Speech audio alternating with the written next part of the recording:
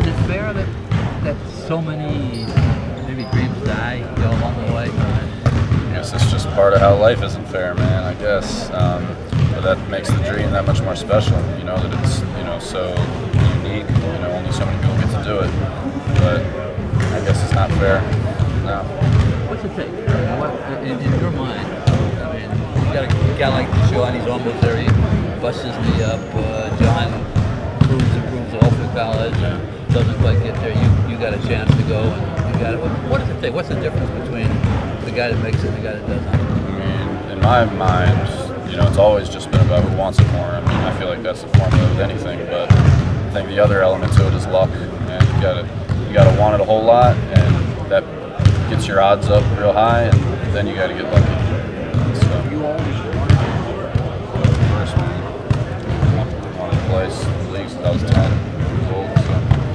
So do you, if there's two great factors, do you attribute what you had to go through to bad luck? Oh, you mean since I was in the NBA? Nah, man. I think I've had injuries here and there, which have kind of sidetracked me. But hopefully, ultimately, I'll be back in the NBA and I'll be able to say, again, I'm here because I wanted it real bad. I think in any career you'll have ups and downs. You'll have spurts of good luck and bad luck.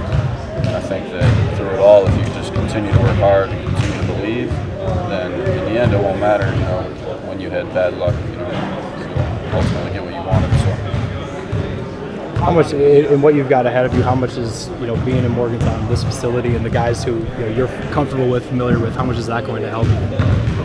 Well, I love coming back here. Anytime I get to be around my old teammates and my old coaching staff, it makes me feel right at home, and it just makes me feel good. So it just helps me in that way, I'd say.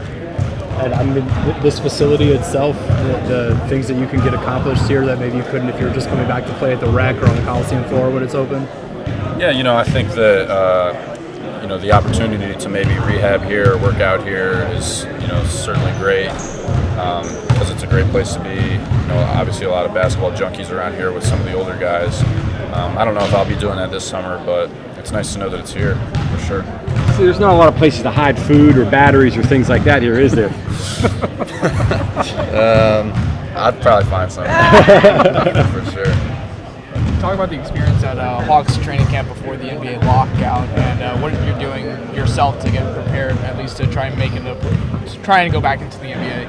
Yeah, I was just doing what I always did as far as making sure I was in top shape, making sure I was ready, and then mentally being prepared to compete. And really, when you go into a situation like that where you're trying to get a job against other guys who are hungry, that's all you got to do is be mentally prepared to do whatever it takes, and that's what I did. So. What's the biggest thing you learned when going to Europe? I learned a lot on the court. I think I changed my game a lot in the short time that I was there. I learned to take advantage of my mid-range game more and to not focus so much on attacking the rim. Those Euro guys play different, and they certainly have a lot to offer. I like to think that I learned. So. You think more of a half-court, maybe a team-style game. I mean, I guess did you get that same approach, from watching them play? Yeah, no question. They play a different style. The whole time I was there, all they kept telling me is, "Oh, you Americans are so selfish with the ball," and it's true. In some sense, not that it's a bad thing, but it's certainly different in that they're a catch, and if you can't shoot it, pass. Mindset. They don't run isolations. They don't let guys hold the ball, so it's different. Let me ask you a question that's really random, but that dunk contest that you almost got yourself in, you had your little, your marketing campaign and stuff. You think that could have changed your career at all if you had made it into that? I mean, it could have. Who knows? I mean, I'm sure things would be different if I would have been in it in subtle ways. But as far as it making a huge impact, probably not. Who knows? What's your plan for the next 2 or 3 months? What are you going to do from here? Well, right now I'm just going to continue to work out during the off season and wait until the contracts offers start coming in, and then I'll start fielding them and trying to figure out where I'll end up. Is there any plan to go in the summer league this year, playing the NBA summer league, or are you going back overseas? Well, there's a lot of uncertainty right now. I haven't made those decisions, and I'm not sure, but I would like to play summer league if I'm able to, and but who knows? I think I'm a couple of weeks away from that decision, though.